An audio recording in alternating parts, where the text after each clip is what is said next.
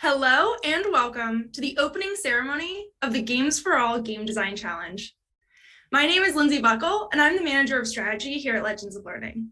And we are so excited that you're joining us for this challenge. Joining me here today is Dr. Jakin Vella, Interim Executive Director at the IGDA. Welcome, Jakin. Thank you so much, Lindsay. Hi, everyone. Nice to have you all here. We're so excited to have you here. And I just wanted to quickly say a huge shout out to Legends of Learning for partnering with the IGDA for this really important initiative. Awesome. Thank you, Jakin. As we all know, since we're here today, that whether in school or at home, kids engage in gameplay every single day. They create games on their own, as well as with their friends and classmates. And this challenge empowers K-12 students to really focus on that creative energy and build their own video games through a collaborative, creative, and critical thinking journey.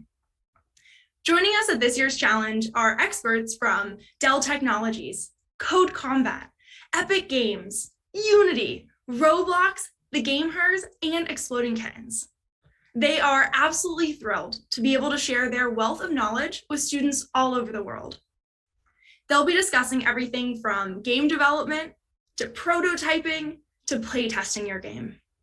And if you're a winner, you'll receive a premium swag bag with items from each of these incredible companies.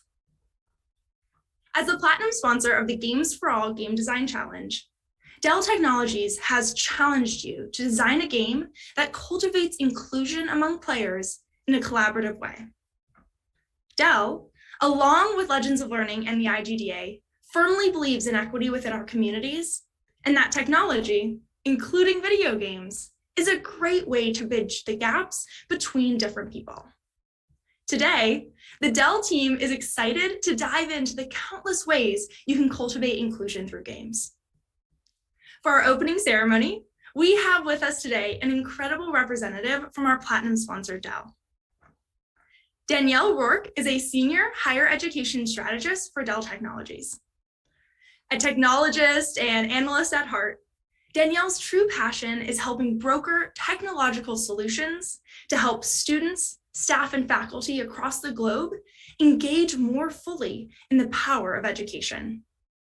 She's been a gamer ever since she was a little girl, and a main goal of her career is to help educators understand how to incorporate the global competencies and educational outcomes that gaming and esports can facilitate for students. Please welcome Danielle Rourke. Hello, everyone. You caught me reading one of my favorite books, Women in Gaming, 100 Professionals of Play by Megan Marie. It tells the stories of women who helped establish the video game industry, the women who fight to diversify it, and young women, maybe some of you, who will someday lead it. I thought it would be a great way for me to refresh myself on the different ways that considering all players helps make games better. My name is Danielle Rourke, and I'm an education strategist at Dell Technologies. But I also love playing games, video games, board games, even role-playing games like Dungeons and Dragons with pen and paper and rolling dice. We at Dell helped select this year's Game Design Challenge theme, which is Games for All. The goal of this theme is for all participants to create a video game that cultivates inclusion among players in a collaborative way. Dell, along with Legends of Learning and IGDA, firmly believes in equity within our communities and that technology, including video games, is a way to bridge the gaps between people of different genders, cultures, orientations, socioeconomic statuses, and abilities. Diversity, inclusion, and equity are incredibly important to Dell. We actually have goals that we call Progress Made Real to help us focus on making sure we're hiring people from all kinds of backgrounds and abilities to work with us and create new technology. We believe technology has the power to drive human progress. When we bring together new thinking, new solutions, and new voices, we can make progress real. Our colleagues that make Alienware computers believe firmly in the idea of games for all. And I'd like to share a video message that we want all of you to be able to hear. So give me just 1 second and I'm going to make sure that you can hear their video message loud and clear.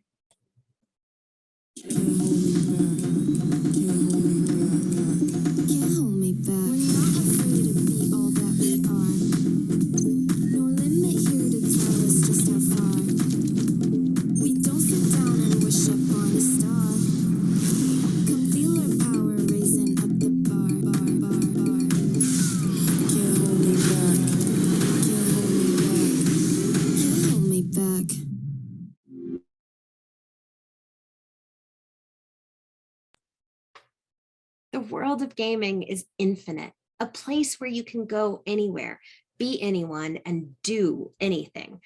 It's a place where limits don't exist and everyone is invited to defy boundaries. So what are we looking for in your game design for this game design challenge? We want to see you all create collaborative games where all kinds of people can play together and have fun, even if they look different, speak differently, or live in different situations from you. It's more fun when we all can play together. So keep that in mind as you're designing your games. As I describe some of the things we're looking for in your game designs, I'll add in some organizations and resources that you or your parents or your teachers can help with researching around diversity, equity, and inclusion in games for all. We would love to see characters in your games be from a variety of different backgrounds, countries, and interests. Can you have some things that are familiar to you or that you do in your family, but also bring in ideas or activities that maybe some of your friends do, or people you know that live in different places do with their families? Some great resources to look at are Black Girl Gamers, Latinx in Gaming, and Women in Gaming International. Those 3 organizations are fantastic about encouraging diversity, equity, and inclusion in the gaming industry. We'd also like you to think about accessibility in your games. Accessibility often means the quality of being easy to obtain or use. So how can you make sure that all kinds of people can use your game? Can a person in a wheelchair play your game easily, or would they feel left out? Do you have friends that think differently or perhaps go to language therapy classes? Will they be able to have just as much fun as you are playing your game? Some resources that might help include the organizations of Able Gamers or Everyone Games. And a product you might want to look up is the Xbox Adaptive Controllers. Maybe even go out to YouTube, look up their Super Bowl commercial. It's fantastic. Let's make the games that are fun for everyone. And of course, the more people that can play the games, the more fun we'll all have. Thank you so much for the time, energy, and effort that you're putting into designing these games. I absolutely cannot wait to see what you come up with and hopefully have some fun playing them too. Thank you all so much and good luck. Thank you so much, Danielle. The resources that you shared will be invaluable to challenge participants as they work to create inclusive game designs. I'll also include links to all of the resources that you mentioned in the presentation follow-up email. Next, I'd like to introduce another one of our incredible sponsors joining us today, Code Combat. Chris Kamer is the Business Development Manager at Code Combat, where he works on large-scale partnerships with school districts, municipalities, philanthropists, businesses, celebrities, and other partners seeking to scale computer science education in the United States and around the world. Chris grew up in Seattle, Washington, and has been working in social entrepreneurship and education for over a decade. And he's loved playing a lot of video games since he was a teenager. After his presentation, we will open the floor for questions, so you can feel free to start throwing them in the chat. Please welcome Chris Kamer. Hello, 2022 Spring Game Design Challenge teachers and students. I'm Chris Kamer with Code Combat, the makers of Osaria, a story-driven adventure game where each student plays the role of a hero in a magical realm where only code can save the world from impending darkness. You become the hero in this story. And only by learning to code in Python or JavaScript can you move through the world, cast magical spells, help your friends, trap the darkness inside games you will build, and save Ozaria.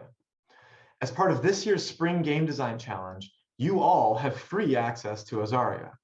Each of the 4 chapters of Ozaria concludes with a capstone project where students use their coding skills to complete a game design challenge.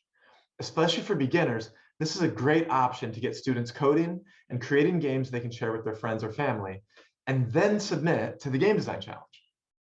We were so excited to hear that the theme of this year's challenge is Games for All, because Ozaria is a game built with careful considerations for diversity, equity, and inclusion. All of your students will feel at home in Ozaria. To try out Ozaria, all you have to do is go to the 2022 Spring Game Design Challenge main website and click the complimentary license link under Teacher and Parent Resources. You can also find access to our game curriculum on page 6 of this year's challenge's lesson plans. Teachers, anytime between now and the end of the Game Design Challenge, you can request up to 60 free pilot licenses for your students, active from April 4th, the start of the challenge, through June 30th, 2022. Once you've signed up, we will email you further instructions, including a short tutorial video to guide you through using Ozaria with your students. The challenge ends on May 12th, but you and your students can continue playing Ozaria through the end of June. Ozaria has over 80 hours of gameplay and instructional content, including the opportunity to create 4 different playable games. So there's plenty to keep you and your students busy this spring. Every chapter of Ozaria teaches new computer science and coding skills, and then ends with a game design capstone project, which you can submit to this year's Spring Game Design Challenge. So Ozaria is not only a game-based curriculum that teaches you the coding and game design skills, but it also provides the digital platform and engine to create actual games that people can play. So it's the curriculum and the engine that can create the games. Thank you, and good luck in the competition. Now, to help you get excited for the coding adventures ahead, here's the opening scene of Ozaria. All stories have to start somewhere. Yours began at the foot of the Great Sky Mountain. Your life was simple, but good. Until the world became colder, the days became shorter, and even the very sun seemed to be dimming. You told the elders about the growing darkness, but they wouldn't listen. No one would, not even your family. But you had to do something. There are tales of a wizard who lives on the mountain, a woman who deals in magic like this. The path to her tower might be dangerous, but it's your only hope. With your trusty dog, Mouse, at your side, you head up the mountain.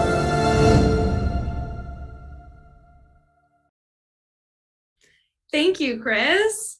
I have already heard from so many students and teachers who are loving their free trial of Ozaria.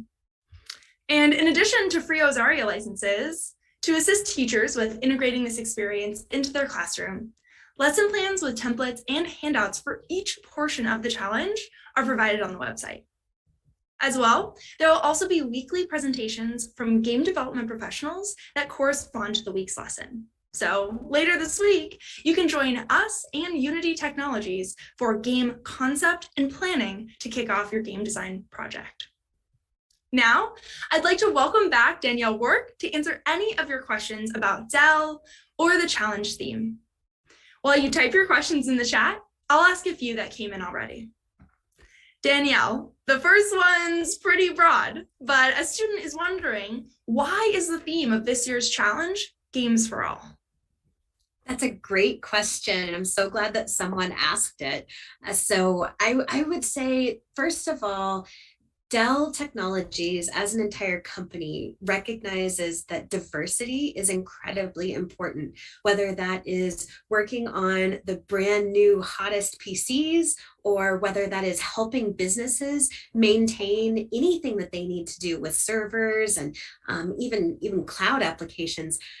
all of that requires diversity of thought, diversity of background. And we recognize at Dell that we're better when we have a variety of different types of backgrounds. So we actually have things called our Progress Made Real goals. And those say a lot of things. We're trying to be more sustainable. We're trying to have more women in leadership. But one of the main goals is that diversity aspect and making sure that we are reaching out and asking for and getting input from all of those diverse voices, whether it is diversity in gender or race or orientation or background or even neurodiversity. We actually do have hiring programs specifically for those that are neurodiverse. We want all of those different inputs to create the technology and games of the future. Yes, absolutely. And that's why we're so excited to have a sponsor with the theme that's actually putting this theme into action at their own company. So really excited to have you here, and thanks so much. So the next question that came in is that if students make a digital game through coding, do they have to use a specific website or interface? And I can go ahead and take this one because it's a great question. And we're really excited to let you know that students are welcome to use any game engine or coding platform that they would like to create their game. And a list of examples of available game engines are broken down by experience level and can be found in both the lesson plans as well as a parent handout on the website. So we had one more question come in. So for the gameplay video, do we just submit a screen recording of the digital game? So the answer to that one's yes. You simply have to record yourself playing your game. You can submit anywhere between a 1 minute and a 5 minute video. You'll submit that to us just so we can see how it goes and have you talk us through it in your own voice. Great, we have another one that came in.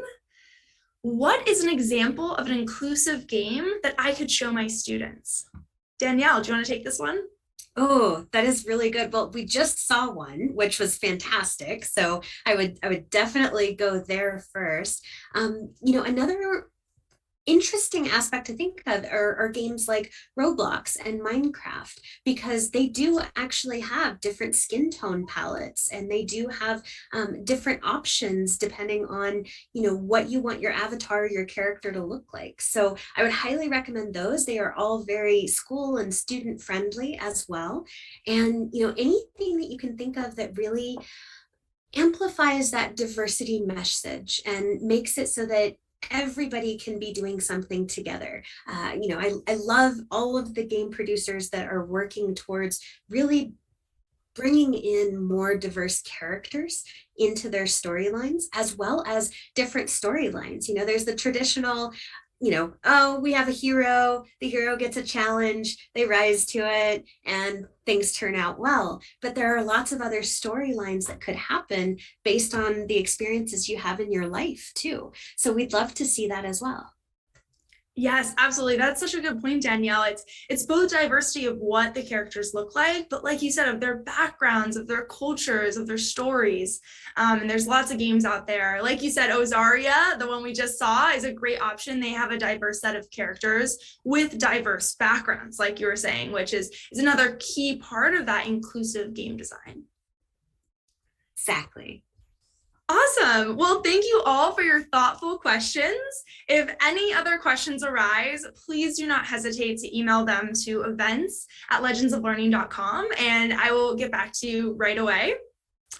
This is the end of our opening ceremonies, so I know all of us here at Legends, IGDA, and Dell just want to say, go have fun, make a game that you're proud of, that you're excited about, and good luck in the challenge. We absolutely cannot wait to see all of your submissions on May 1st.